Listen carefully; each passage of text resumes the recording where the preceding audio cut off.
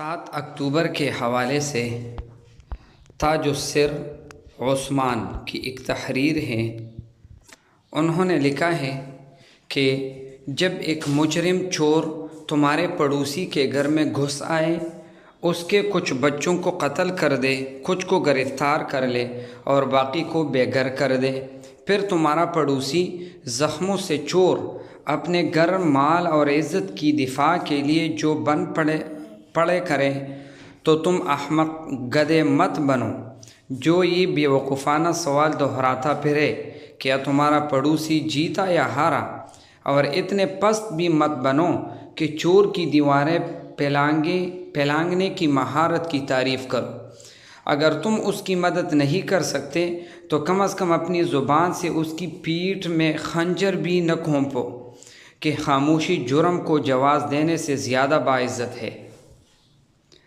اور اگر بولنا ہی ہے تو حملہ آور کے ظلم کی بات کرو اور مظلوم کی غیرت کی جو ملبے تلے بھی اپنی عزت کی حفاظت کر رہا ہے۔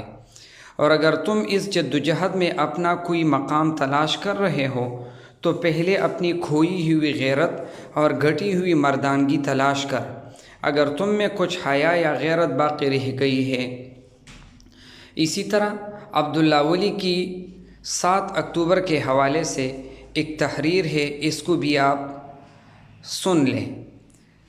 آج 7 اکتوبر کو عیسوی کیلنڈر کے حساب سے تحریک آزادی فلسطین کی حالیہ جدوجہد اور فلسطینی مسلمانوں کی نسل کشی کے 2 سال مکمل ہو جائیں گے۔ کیا ہمیں اس دن کی عظمت کا صحیح ادراک ہے بھی یا نہیں؟ آج آزادی فلسطین کی تحریک و تاریخ کا وہ عظیم دن ہے جس دن اہل غزہ نے دنیا کے وضع کردہ سارے پیمانے الٹا دیے تھے، وہ دن جس نے جرأت و بہادری، صدق و اخلاص اور عزم و ہمت کے معانی کو محسوسات میں سے بنا دیا، وہ دن جس نے ہمیں 21ویں صدی میں اسلام کے صدور اول کی عظمت اور قربانیوں کی جھلک دکھائی، وہ دن جس میں ہم نے اسلام کے دشمن نمبر 1 کے سرقلم ہوتے اور ناک خاکالود ہوتے دیکھا، وہ دن جس نے ہمیں غزوہ بدر، غزوہ احد، غزوہ خندق، غزوہ خیبر، غزوہ بنی قریظہ، غزوہ بنو النضیر، غزوہ بنو المصطلق اور غزوہ حنین کا بھولا ہوا سبق یاد دلایا، وہ دن جس میں ہم نے اللہ تعالیٰ کے محبوب بندوں اور محمد عربی صلی اللہ علیہ وسلم کے جانثار امتیوں کے سامنے صہیونیوں کو ذلیل و رسوا ہوتے دیکھا، وہ دن جس میں ہم نے غزہ کے بھائیوں، بہنوں، بوڑھوں اور بچوں سے اسلام بمقابلے کفر کا سبق سیکھنا شروع کیا، وہ دن جسے الفاظ میں بیان کرنا ممکن ہی نہیں ہے، وہ دن جسے تاریخ کبھی بھلا نہیں پائے گی۔ آج اس دن کی مناسبت سے ہم دل و جان سے اپنے رب کے حضور سر بسجود اور بدست دعا ہیں کہ اے اللہ پروردگار، فلسطین اور بیت المقدس کو جلد سے صہیونی قبضے سے آزاد فرما، ہمارے جوانوں کو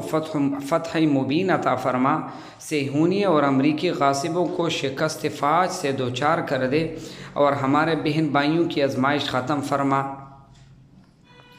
وَلِلَّهِ الْعِزَّةُ وَلِرَسُولِهِ وَلِلْمُؤْمِنِينَ وَلَكِنَّ الْمُنَافِقِينَ لَا يَعْلَمُونَ اللهم سدد رمي المجاهدين ورمي القائدين المفاوضين اللهم حرر المسجد الأقصى المبارك وفلسطين المحتلة من أيدي الصهاينة المجرمين المحتلين الغاصبين الهاشمين